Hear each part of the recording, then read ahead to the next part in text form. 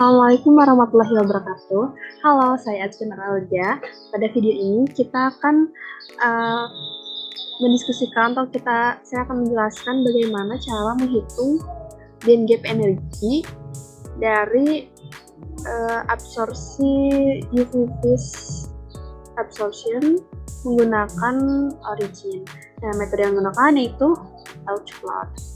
Dan di sini ada persamaan alfa HV pangkat gamma sama dengan absorbansi dikali HV min EG atau band gap energi, di mana alfa itu merupakan koefisien serapan, hanya itu merupakan konstanta Planck, kemudian itu frekuensi foton yang datang, A atau absorbansi merupakan konstanta proporsionalitas, dan itu dapat ditentukan oleh indeks bias, elektron, dan massa efektif. Namun yang untuk AMOF biasanya bernilai 1. Kemudian ada EG. EG adalah energi celah pitanya, dan gamma itu menunjukkan sifat transisi elektroniknya. Nah, dimana jika gammanya itu 2, dia merupakan transisi langsung yang diperbolehkan atau direct allowed transition. Sedangkan jika gammanya itu setengah, 1/2, maka transisi tersebut merupakan transisi tidak langsung yang diperbolehkan atau indirect allowed transition. Sedangkan jika gammanya itu 2/3, yaitu transisi yang terlarang langsung, sedangkan jika gammanya itu 1/3 adalah transisi terlarang tidak langsung. Namun biasanya yang ada itu direct dan indirect gitu. Biasanya transisi yang diperbolehkan mendominasi proses penyerapan dasar yang memberikan transisi langsung atau tidak langsung. Jadi hanya direct dan indirect, sehingga prosedur dasar untuk analis touch plot adalah memperoleh data fiber optik untuk sampel yang bersangkutan. Nah, selanjutnya kenapa di grafik kita itu harus YMX-nya itu 0? Karena dengan sumbu Y-nya itu 0, kita akan memperoleh data HV EG-nya gitu dari nilai linear di grafiknya seperti ini. Nah, nanti kan kita tarik garis ke sumbu X ini. Nah, kita pastikan Y-nya itu 0. Kenapa? Supaya kita memperoleh HV-EG-nya. Plotting nilai ini fungsinya itu untuk membandingkan mana yang memberikan sesuai lebih baik, dan dengan demikian mengidentifikasi jenis reaksi yang benar. Jadi nanti akan ada 2 grafik di mana kita bisa ketahui mana nih yang direct atau indirect dan mana yang bisa kita plot untuk tarik garis penentuan celah pitanya.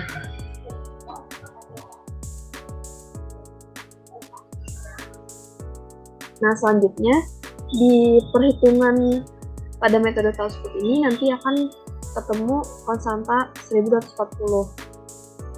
Nah, dari mana itu diperoleh? Dengan menggunakan persamaan Max Planck untuk menghitung energi panjang gelombang, di mana EG sama dengan HV untuk persamaan pertama. Nah, itu kan tadi konstanta Planck dan C itu frekuensi. Sedangkan V itu adalah C per panjang gelombang. C itu merupakan kecepatan cahaya, sedangkan lambda adalah panjang gelombang foton. Nah, kita masukkan persamaan 2 ini ke persamaan 1, jadi EG sama dengan HC per lambda, di mana H itu konstanta Planck yang ketetapannya itu 6,62 dikali 10⁻⁴ Cs. Sedangkan C adalah kecepatan cahaya dengan nilai 2,999 dikali 10⁸ m/s. Nah, kita masukkan nilainya. Nilainya kita masukkan H dikali C per lambda. Nanti akan diperoleh nilai EG 19,85 dikali 10⁻⁸ Jm per lambda per panjang gelombang. Nah, pada persamaan keempat ini, energi dalam bentuk Joule diubah menjadi electronvolt atau EV, di mana 1 electronvolt itu bernilai 1,602 dikali 10 pangkat minus 9 Joule. Nah, kita konversikan, kita bagi, dan nanti akan diperoleh nilai EG sama dengan 1239,3 dikali 10 pangkat minus 9 FIM per lambda. Nah, kita ubah dari M ke Nm, di mana 1 M itu sama dengan 10 pangkat 9 nanometer. Jadi kita masukkan EG sama dengan 1239,3 EV nanometer per lambda. Sehingga diperoleh persamaan kelima, yaitu kita bulatkan jadi EG sama dengan 1240 electronvolt nanometer per lambda. Nah, itu merupakan asal-usul dengan konstanta 1240 electronvolt nanometer.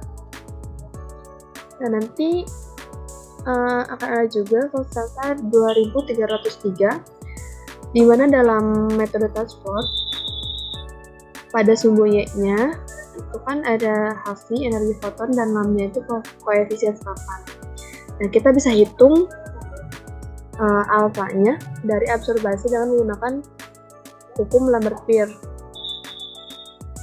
Nah, pada hukum Lambert-Beer ini,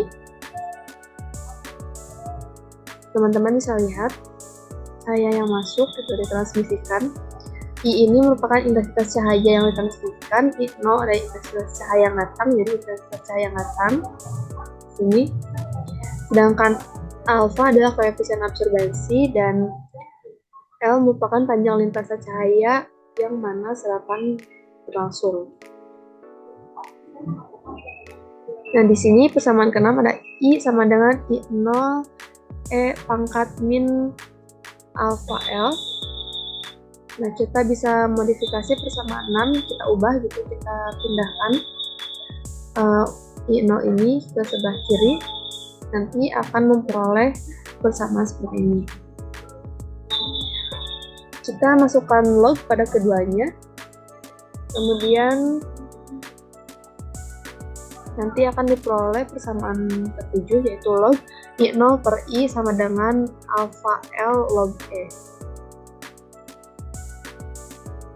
Nah, sedangkan absorbansi itu kan log I0 per I. Nah, kita bisa masukkan, kita ubah yang ini.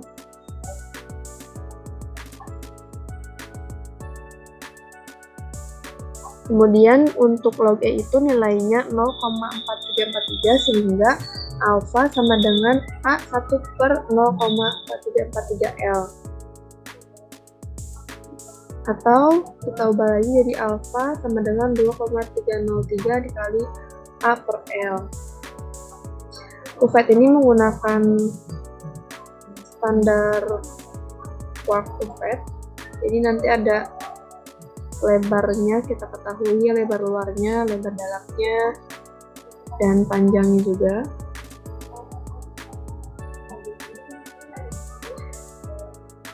Dimana L-nya itu 10 nanometer atau sama dengan 1 cm.